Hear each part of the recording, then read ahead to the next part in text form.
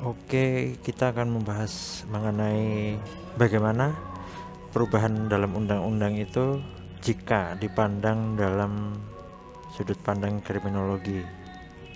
Ya, dengan kata lain mengkaji perubahan undang-undang secara kriminologi. Nah, Anda mungkin sebelumnya sudah membaca bahwa ini masker saya ini kurang naik. Oke. Agak miring sih, tapi nggak apa-apa. Oke, maaf out of topic sebentar.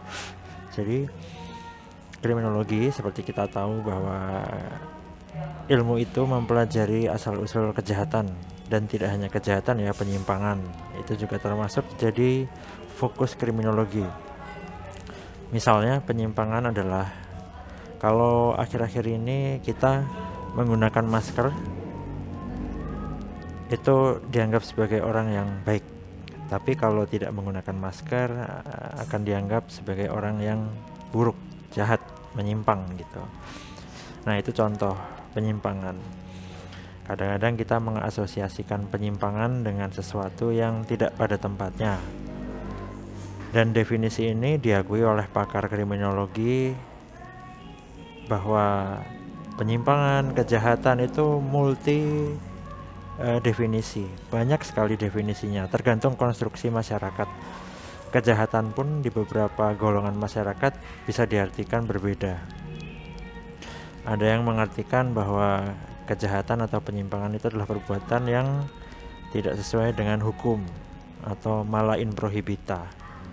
Sedangkan di berbagai sumber yang lain juga itu menyebutkan bahwa kejahatan atau penyimpangan adalah perbuatan yang dari dahulu dalam hati nurani kita sudah dianggap itu jahat atau tidak sesuai. Itu yang disebut dengan mala in se. Nah, sekarang kita akan membahas bagaimana cara menggunakan kriminologi dalam melihat kriminologi digunakan untuk mengkaji perubahan undang-undang. Nah, ingat ya bahwa kriminologi itu mempelajari asal-usul kejahatan, mengapa orang melanggar kejahatan, mengapa orang tertib untuk tidak melakukan penyimpangan, kemudian bagaimana reaksi masyarakat, bagaimana reaksi pemerintah, bagaimana undang-undang atau hukum dibuat agar masyarakat itu teratur. Ya, dalam arti lain tidak menyimpang. Bagaimana agar masyarakat tidak menyimpang, tidak melakukan kejahatan. Namun demikian, dalam pembuatan undang-undang kita tidak bisa memungkiri bahwa tetap memunculkan kejahatan baru. Contohnya ya, setelah masker ini diwajibkan untuk dipakai, justru ada orang yang didiskriminasi. Wah, nggak pakai masker ya jahat gitu, atau nggak pakai masker kamu penyakit gitu. Itu kan diskriminasi, itu memunculkan penyimpangan baru. Nah, itu bisa menjadi fokus dari kriminologi. Oke, kita jalan ke slide berikutnya. Nah, ini seperti yang saya jelaskan tadi bahwa ini masker dari tadi turun terus. Turun terus. Oke. Kriminologi itu membahas mengenai penyimpangan atau pelanggaran hukum. Hukum itu juga arti dari hukum sendiri itu adalah konstruksi sosial. Hukum bisa diartikan undang-undang yang tertulis, undang-undang yang dilegalisasi oleh pemerintah, atau perjanjian bersama dalam sebuah golongan masyarakat. Itu juga bisa disebut sebagai hukum. Dalam sudut pandang kriminologi, hukum itu juga multi definisi. Selanjutnya, kriminologi itu membahas mengenai law making, bagaimana hukum itu dibentuk, bagaimana hukum disahkan. Dan yang ketiga, kriminologi membahas mengenai bagaimana reaksi sosial terhadap adanya penyimpangan, adanya pelanggaran hukum, adanya pembuatan hukum oleh pemerintah. Apakah masyarakat menentang atau mendukung dan sebagainya. Nah, ini ide yang disampaikan oleh Sutherland dan Hufnagels, dan ide 3 ini sebelum-sebelumnya, sebelum jadi 3 itu banyak sekali. Ada 4, ada 5 dan sebagainya. Nah, akhirnya disederhanakan menjadi 3 saja. Saya ambil 3 meskipun ada banyak teori yang menggunakan berbagai macam fokus terhadap kriminologi. Itu fokusnya ada banyak. Tapi untuk mempermudah belajar kita pada sesi ini, saya ambil 3 dulu. Next, ya ini perubahan undang-undang.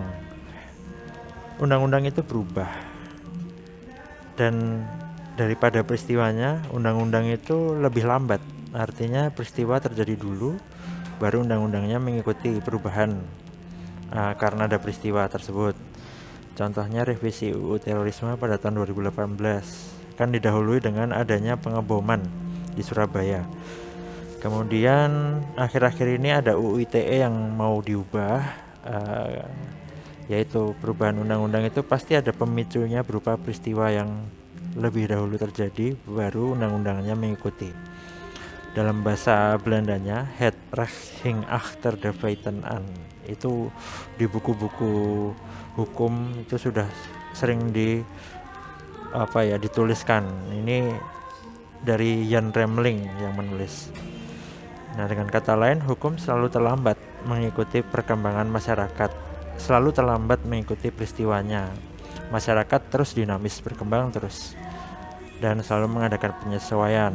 Nah, hukum itu selalu ada ketinggalan di belakangnya. Meski ketinggalan, dia tetap dibuat sedemikian untuk memenuhi keinginan masyarakat, agar tatanan masyarakat dan sosial itu bisa seimbang. Nah, perubahan undang-undang itu memerlukan cara berpikir kriminologis.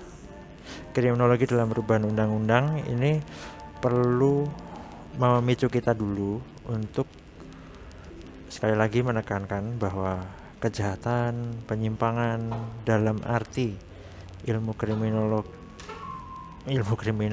Logi itu kan ilmu, kriminologi, ilmu kriminal. Jadi kalau saya menyebutkan ilmu kriminologi itu kayaknya kurang tepat. Jadi langsung saja kriminologi. Ingat bahwa definisi kejahatan dalam kriminologi itu dikonstruksikan secara sosial, tergantung masyarakat definisinya. Jadi tidak sama, sehingga tidak ada suatu ketetapan arti.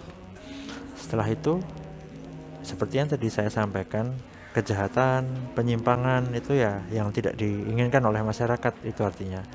Kurang lebih seperti itu, meskipun di beberapa buku itu disebutkan bermacam-macam. Tapi kita ambil salah satunya, yaitu perbuatan yang tidak diperbolehkan oleh masyarakat, tidak diizinkan oleh hukum yang dibuat oleh masyarakat.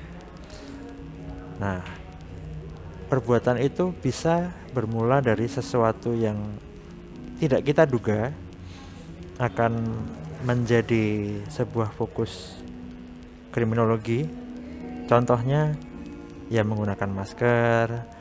Kemudian ada hal menarik yang saya tonton di YouTube, bahwa ketika seorang pengajar mengajar di sebuah negara di Rusia, ketika kedua tangannya itu masuk ke saku, maka dia langsung dikeluarkan oleh pejabat universitas dari kelas. Kemudian diberitahu bahwa perbuatan memasukkan kedua tangan ke saku itu akan memicu kontroversi, karena beberapa hari belakangan di kampus itu terdapat penembakan, dan para penembaknya nggak cuma satu, itu menyembunyikan pistolnya di saku. Nah, sehingga hal simpel seperti memasukkan tangan ke saku itu di beberapa tempat, di beberapa golongan masyarakat itu adalah hal yang menyimpang, tidak dikehendaki. Ya, itu. Nah, dari perbuatan yang semacam itu, kalau digambarkan, diilustrasikan dengan keadaan sekarang ya, menggunakan masker, wajib menggunakan masker, itu juga akan menimbulkan jenis kejahatan baru atau menimbulkan pemikiran masyarakat yang buruk terhadap penggunaan masker. Misal, kalau saya nggak pakai masker, terus saya dikatakan, wah melanggar kamu, aku adukan gini-gini dan sebagainya. Nah, itu juga memicu adanya diskriminasi dan berbagai jenis pelanggaran hak asasi manusia. Salah satunya ya stigma. Stigma itu adalah hal atau ciri negatif yang menempel pada seseorang. Menempelnya itu bisa karena kita sendiri yang membuatnya atau dikonstruksikan oleh banyak orang. Wah, kamu nggak pakai masker, jangan undang dia tuh nggak pernah pakai masker. Nah, alih-alih diberitahu harusnya ya, kan kita harusnya merangkul, orang-orang malah menjauhinya. Nah, itu perbuatan yang sering terjadi, dan itu adalah sorotan kriminologi karena perbuatan-perbuatan tersebut bisa berujung ke pelanggaran hukum. Ingat, hukum yang dimaksud itu yang tadi definisinya adalah kesepakatan dalam masyarakat. Bisa berupa undang-undang, bisa berupa kesepakatan aja, lisan gitu, bisa aturan sosial dan sebagainya. Nah, perubahan undang-undang itu ditujukan atau tujuannya ya dari perubahan undang-undang itu untuk mengatur keseimbangan masyarakat yang rusak. Nah, bahwa sejak pandemi menyerang, masker kan diwajibkan. Kalau tidak diwajibkan nih, virus akan tersebar. Meskipun masker ini bukan sarana utama untuk menahan ya, sarana utama untuk melawan virus. Karena kita juga harus mencuci tangan, menghindari area wajah disentuh, kemudian menjaga jarak dan sebagainya. Tapi kita beri contoh saja masker. Saya ambil contoh masker, bahwa dengan diwajibkannya penggunaan masker ini, pemerintah dengan demikian mengaktifkan undang-undang karantina kesehatan. Artinya, sebelumnya kalau keadaan masyarakat ini tidak darurat kesehatan, maka undang-undang karantina kesehatan tidak berlaku. Tapi karena pemerintah mengeluarkan peraturan yang mengaktifkan atau membuat berlakunya Undang-Undang Nomor 6 Tahun 2018 ini, maka siapapun yang menghalang-halangi, tidak menaati himbauan pemerintah untuk menjaga agar tidak tersebar adanya penyakit yang lebih parah lagi atau merugikan orang. Kan kalau kita tidak menggunakan masker dan kita OTG, orang tanpa gejala, itu bisa kayaknya kita seolah-olah nggak sakit, tapi ternyata kita menularkan. Nah, pemerintah kan tidak mau seperti itu. Pemerintah menjaga supaya persebarannya itu kecil dengan cara mewajibkan menggunakan masker. Nah, kalau hanya mewajibkan saja, maka itu tidak akan kuat. Pemerintah memberikan sanksi. Kamu kalau nggak pakai masker akan kami denda. Gitu. Nah, proses memasukkan tindakan tidak menggunakan masker ini ke dalam undang-undang, ke dalam peraturan, itu masuk ke dalam ranah kriminologi, ya, masuk dalam lawmaking atau reaksi sosial, baik reaksi masyarakat maupun pemerintah, itu masuk dalam ruang lingkupnya kriminologi. Kriminologi tertarik ke situ karena dia mempelajari segala aspek di dalam lawmaking dan reaksi sosial. Apakah dengan dibuatnya hukum ini justru menimbulkan kejahatan baru atau mengurangi kejahatan? Dan apakah dengan masyarakat reaktif terhadap ini, bagus itu, mereka akan taat atau mereka justru melanggar? Nah, ini kriminologi melihat seperti itu. Nah, ini analisis singkat, mohon maaf kepotong di pinggirnya, tapi nggak apa-apa, nanti akan saya share slide-nya. Jadi, mengapa sih menggunakan masker itu perlu dipidana? Ya, pertama-tama karena ada undang-undang karantina kesehatan. Kalau kita membahayakan orang lain dengan menyebar sakit ke orang lain, yaitu akan kita harus tunduk pada peraturan yang ada, yaitu Undang-Undang nomor 6 tahun 2018 tentang karantina kesehatan pasal 93. Yang di sana kita akan dihukum 1 tahun, paling lama 1 tahun, dan denda 100 juta kalau nggak salah. Nah, nanti bisa dilihat kalau saya tidak salah. Nah, dalam undang-undang tersebut sudah dituangkan tujuannya kenapa sih kita harus pakai masker. Secara analisis itu memang tidak disebutkan gamblang, tidak disebutkan lantang, tidak disebutkan jelas. Tapi kalau kita analisis maknanya, kita bisa menemukan bahwa satu, Indonesia itu sebagai bukan warga ya, sebagai anggota dari keseluruhan warga internasional, masyarakat internasional, menjunjung tinggi kesehatan, hak asasi manusia, sehingga kepentingan kesehatan orang lain itu perlu dijaga, perlu Indonesia itu mengambil langkah. Nah, salah satunya adalah mengatur mengenai barang siapa ya kalau melanggar atau menghalang-halangi pemerintah untuk melakukan karantina kesehatan, ya dihukum. Make sense sih, pemerintah kan harus memastikan warganya sehat. Kalau ada warga tertular, ya karena ada orang tidak menggunakan masker misalnya, yaitu orang tersebut patut untuk diberikan suatu pelajaran. Kemudian untuk menekan persebaran virus, kan kita tidak tahu bahwa orang tanpa gejala itu bisa saja membawa virus, sehingga untuk amannya ya lebih baik menggunakan masker, meskipun penularan bisa lewat yang lain sekarang ya. Nah, masker itu adalah safety measure pertama, sehingga gunakan dulu.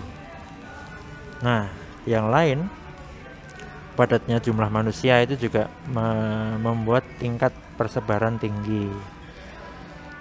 Nah, ini yang perlu saya tekankan, bahwa sebenarnya pidana itu adalah obat terakhir, ultimum remedium.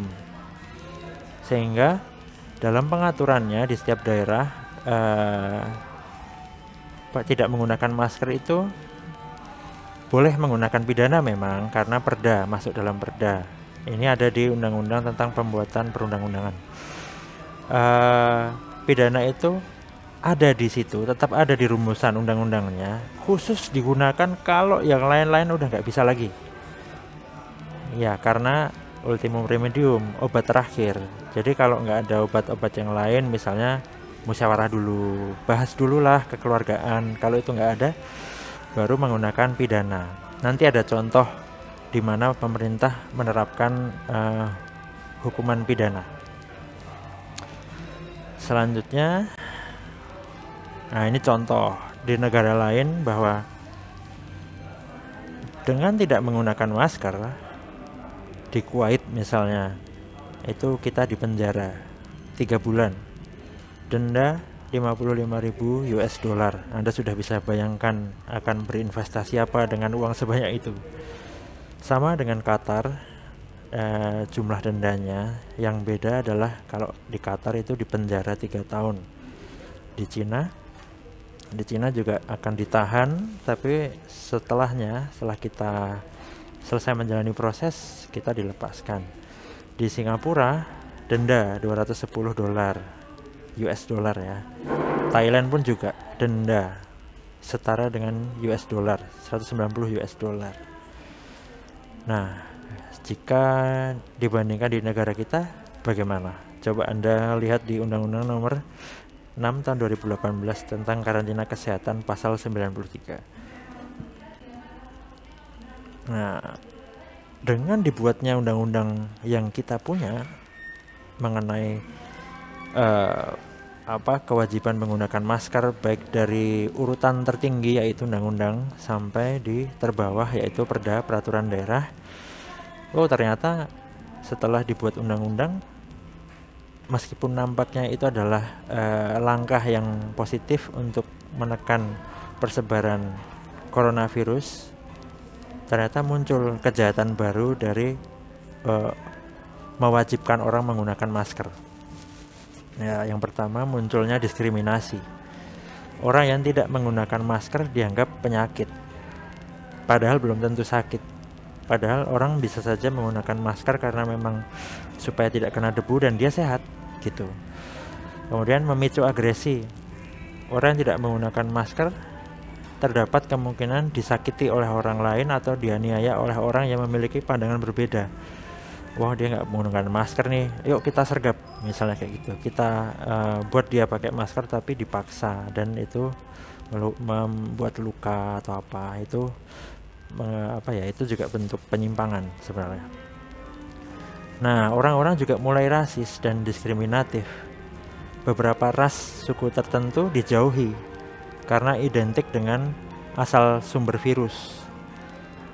Kemudian beberapa ras yang lain juga karena merasa superior, dia tidak menggunakan masker, malah justru melanggar gitu. Itu sering terjadi, dan ini adalah fokus dari kriminologi. Kita mempelajari kenapa orang menaati hukum, kenapa orang tidak menaati hukum, teori apa yang bisa dipakai. Nah, seperti itu. Selanjutnya yang terakhir dari kewajiban harus menggunakan masker ini muncul adanya peristiwa-peristiwa yang erat kaitannya dengan pelanggaran hak asasi manusia, dan itu berlebihan. Misalnya, jika tidak menggunakan masker, seharusnya ini saya berikan masker, tapi alih-alih seperti itu malah justru ditolak, tidak boleh masuk lagi atau dan sebagainya. Nah, sehingga orang akan terdorong agresinya untuk melakukan kejahatan balik gitu, misalnya robos atau apalah. Nah, itu masih akan menjadi kajian kriminologi selanjutnya. Nah, ini di slide selanjutnya. Oke. Jadi maksud pemerintah memasukkan hukuman bagi orang yang tidak taat menggunakan masker itu agar ada tekanan psikis, ada tekanan agar kita itu tunduk, dan memberikan stimulus kepada orang-orang supaya mulai tertib, agar mau menggunakan masker. Nah, hukuman ini dibutuhkan. Ya, bayangkan, tidak usah dalam tahap undang-undang. Anda bisa bayangkan dengan adik sendiri, dengan keluarga. Misalnya ayah, kalau kamu nggak bagus nilainya, maka kamu akan saya beri hukuman dan sebagainya. Itu adalah stimulus supaya kita mau belajar, mau nilainya bagus. Dalam hal masker, penerapan hukuman terhadap masker itu stimulus untuk menekan psikis para warga agar mulai taat. Kita harus mengakui dan menerima bahwa menggunakan masker itu sudah meningkat levelnya, dari yang tidak masalah jika tidak dipakai, sekarang menjadi wajib. Dan ini menimbulkan suatu keadaan yang disebut new normal. Kita harus kemana-mana cuci tangan, pakai hand sanitizer, kemudian menggunakan masker. Bahkan sekarang maskernya harus double, dan kita harus jaga jarak. Nah, ini contoh yang lain. Meskipun belum disahkan, setidaknya dalam saat saya menyampaikan materi ini, RUU ITE belum disahkan. Nah, dalam keluhan warga atau beberapa pakar mengenai ITE, pasal 27, 28, 29 UU ITE itu dirasa memicu berbagai penyimpangan. Nah, ini kriminologi banget ya. Kita harus tahu kenapa sih suatu undang-undang memunculkan penyimpangan. Apakah karena undang-undangnya tidak jelas atau apa? Ini benar-benar sorotan kriminologi. Karena kriminologi itu mempelajari lawmaking, law breaking, reaksi sosial. Itu. Selanjutnya, nih, dalam mengkaji perubahan undang-undang sesuai dengan sudut pandang kriminologi, maka kita itu harus mengetahui apa yang menjadi masalah. Kita harus cek latar belakangnya apa yang menjadi masalah. Nah, setelah mencari tahu itu bisa melalui wawancara langsung, membaca buku, membaca jurnal, membaca artikel yang ada di internet, membaca berita. Kita kan akhirnya bisa menjabarkan kira-kira apa yang menjadi bahasan utama. Nah, khususnya kalau sekarang kita bahas UITE, mengapa sih perlu dirombak? Apa masalahnya sih? Oh, ada beberapa pasal ternyata yang menjadi sorotan perubahan, yaitu pertama pasal 27, kedua pasal 28, ketiga pasal 29. Setidaknya 3 ini yang saya ambil dulu, meskipun ada perubahan di beberapa pasal yang lain. Nah, kenapa sih 3 pasal ini memicu penyimpangan? Yang pertama, kalau 3 pasal ini itu memuat multitafsir. Artinya, multitafsir itu artinya dalam suatu rumusan kalimat yang harusnya maknanya cuma satu, ternyata maknanya bisa diartikan lain dan banyak. Misalnya dalam pasal 27, di sana terdapat redaksi penghinaan dan pencemaran nama baik. Kemudian terdapat redaksi juga muatan yang melanggar kesusilaan. Nah, kalau demikian, kritik-kritik yang membangun bisa diartikan sebagai pencemaran nama baik.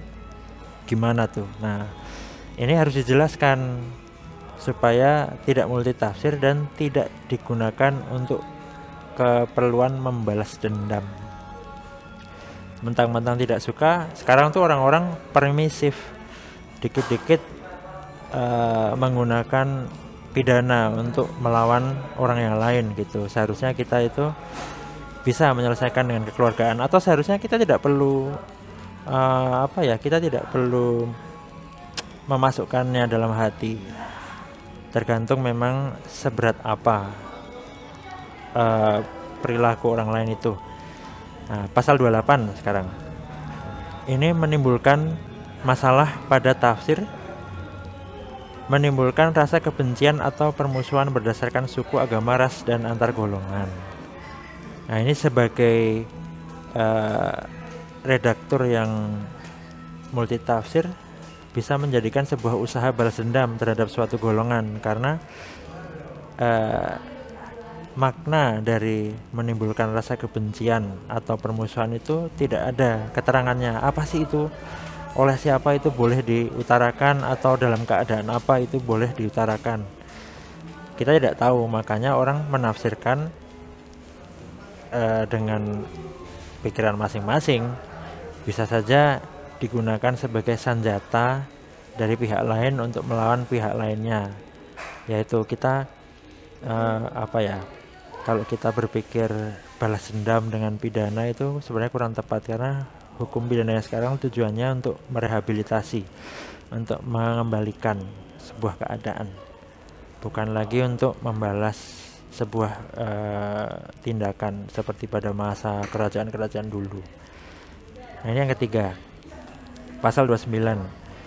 Masalah ada pada tafsir berisi ancaman kekerasan atau menakut-nakuti yang ditujukan secara pribadi dan garis miring atau tindak pidana kejahatan terhadap kesopanan. Nah, ini membatasi segala perbuatan atau performa dalam bidang seni misalnya. Karena kalau bidang seni tersebut bermuatan politik atau kritik terhadap politik, itu bisa langsung dikenai ini. Atau memuat sedikit mengenai kesusilaan, terus kena pasal 27 UITE. Nah, ini sebenarnya perlu dikaji lebih, dan tidak hanya dalam batasan slide seperti ini. Perlu ada wawancara, perlu ada data-data yang harus dikumpulkan lebih jauh dan dianalisis lebih dalam. Nah, saya ambil teori. Apakah semua yang saya bahas tadi itu sudah sesuai dengan teori? Nah, kenapa sih harus ada teori? Teori itu adalah seperti Anda gini, Anda mau menganalisis sesuatu, saya pengen menilai sesuatu. Kalau Anda ingin menilai sesuatu, Anda butuh yang namanya alat untuk menilai. Misalnya Anda ingin merasakan bagaimana rasa nasi goreng yang sudah dibuat orang, kan Anda butuh alat, yaitu lidah, untuk mengecap rasanya gimana, pedeskah, gurihkah.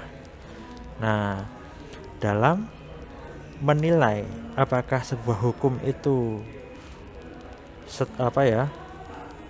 baik, benar, efektif, sudah sesuai atau tidak sesuai, perlu ada ditambahkan atau perlu ada yang dikurangkan, kita harus menggunakan teori. Teori itu ada 3. Teori yang ground theory, middle theory, dan applied theory. Teori yang paling nyangkut, nyasar, pas dengan peristiwanya. Kalau middle theory ya tengah-tengah. Kalau ground theory itu umum banget. Nah, ini teori yang saya ambil termasuk dalam bidang teori yang umum. Kalau teori yang khusus menyangkut tadi pembahasan saya, bisa saja dengan teori pembuatan perundang-undangan, bisa saja dengan teori yang lain yang lebih tepat, misalnya kayak hukum pidana, teori kebijakan hukum pidana. Nah, saya sengaja ngambil yang umum supaya ada gambaran bahwa bagaimana sih hukumnya, ada perubahan di UU ITE itu bagaimana sih, kemudian dengan mewajibkan masker itu apakah sudah tepat kalau dijatuhkan dengan hukuman gitu. Nah, ini juga masuk ke ranahnya kriminologi, karena kriminologi itu analisis isinya, tidak cuma membahas sesuatu tanpa teori gitu ya. Biasanya dalam jurnal-jurnal kriminologi, misalnya orang sekarang sudah tidak lagi membunuh dengan pisau, tapi lebih dengan kata-kata di media sosial. Membunuh karakter orang itu sekarang lagi tren, karena selain mendapatkan sorot mata dari netizen, membunuh secara karakter itu juga membangkitkan seseorang jadi viral. Jadi pisau untuk membunuh, pedang untuk membunuh, racun untuk membunuh itu tidak selalu digunakan. Kata-kata untuk membunuh itu juga bisa menjadi senjata yang mematikan kalau sekarang. Nah, ini menunjukkan bahwa kriminologi itu luas sekali. Kita bisa menggunakan berbagai keadaan untuk kita teliti secara kriminologi. Nah, hubungannya dengan teori hukum yang saya pakai ini menunjukkan bahwa benar nggak tadi undang-undang yang kita bahas, UU ITE, RUU ITE, dan peraturan tentang kewajiban menggunakan masker itu perlu kita kaji secara kriminologi. Tapi kita minjem teorinya Lawrence Friedman. Kenapa kita minjem teorinya Lawrence Friedman? Karena ya kriminologi kan melihat asal-usul kejahatan. Apakah dengan diaturnya Undang-Undang 2 tadi itu, setidaknya salah satunya RUU ya, karena belum disahkan, itu memicu kejahatan baru atau tidak, atau justru membuat orang taat. Nah, saya menggunakan teorinya Lawrence Friedman. Yang pertama, substansi hukum. Sudah benarkah isi dari undang-undang itu? Kalau itu diubah, kira-kira akan memicu banyak persimpangan atau enggak, penyimpangan atau enggak, atau malah justru membuat orang tertib. Nah, apakah isi undang-undang sudah tepat? Apakah redaktur kalimatnya sudah sesuai, tidak multitafsir? Apakah sanksi perlu diberikan? Apakah sanksinya seimbang dengan perbuatannya? Misalnya karena nggak menggunakan masker, sanksinya misalnya 1 miliar. Nah, itu perlu dikaji. Kemudian kultur hukum. Apakah masyarakat dan penegak hukum menyadari adanya multitafsir tersebut dan mengubahnya? Atau setidaknya berusaha on track, tidak menyimpang sana-sini. Atau malah justru masyarakat dan penegak hukum itu mikir, yang lain juga gitu kok, kita coba aja, kita nggak mau repot, gini aja, gitu aja. Apakah seperti itu? Itu perlu dikaji juga. Kemudian struktur hukum, apakah aparatnya ada? Apakah penegak hukumnya berjalan, penegakan hukumnya berjalan, sistemnya? Nah, itu juga perlu menjadi sorotan. Nah, kesimpulannya, fakta dan analisisnya dalam kasus masker aja ya. 1. Dalam penerapan pidana ringan, ini saya baca di media yang itu, sumbernya sudah saya cantumkan, bahwa dalam penerapan pidana ringan tidak menggunakan masker itu pidana ringan di Banyumas dan Purwokerto. Ya, itu dilaksanakan hukumannya. Jadi yang melanggar itu akhirnya dikenai dengan sanksi hukuman, dan hukumannya hukuman pidana seperti yang tertera di layar. Dasar hukumnya Perda Peraturan Daerah Kabupaten Banyumas nomor 2 tahun 2020. Ya, artinya bahwa penerapan sanksi atau hukuman kepada warga yang tidak menggunakan masker itu sudah sesuai, dapat dilaksanakan kok, gitu loh. Jadi sudah sesuai. Substansi sesuai, lihat denda maksimal 50.000 sesuai, itu realistis gitu, bisa diterapkan. Nyatanya dua acara ini berhasil diputus oleh pengadilan. Struktur ada yang menangkap, ada yang memproses ke pengadilan. Kultur baik, orang-orangnya taat mengikuti persidangan sampai selesai, membayar denda. Kemudian hakim penegak hukumnya juga mengikuti peraturan pemerintah, bahwa orang yang menghalang-halangi atau menghambat proses pemberian kesehatan oleh pemerintah atau proses untuk menghindarkan tersebarnya penyakit ini ditaati, yaitu orang yang melanggar dihukum. Nah, kriminologi kajiannya itu salah satunya terfokus pada reaksi masyarakat dan pembuatan undang-undang. Nah, kajian kriminologi itu melihat latar belakang apa yang menjadi masalah, urutannya gitu. Setelah itu menggunakan teori-teori seperti teori tadi yang saya sampaikan, teori hukumnya Lawrence Friedman. Mungkin bisa menggunakan teori-teori yang lain, teori misalnya bahwa dalam pembentukan peraturan itu harus ada asas-asas tertentu, itu teori dalam pembentukan perundang-undangan. Kemudian setelah teori ditemukan, fakta disandingkan dengan teori, akhirnya seperti tadi ketemu simpulannya, analisis dari yang saya sampaikan tadi, bahwa ada peraturan,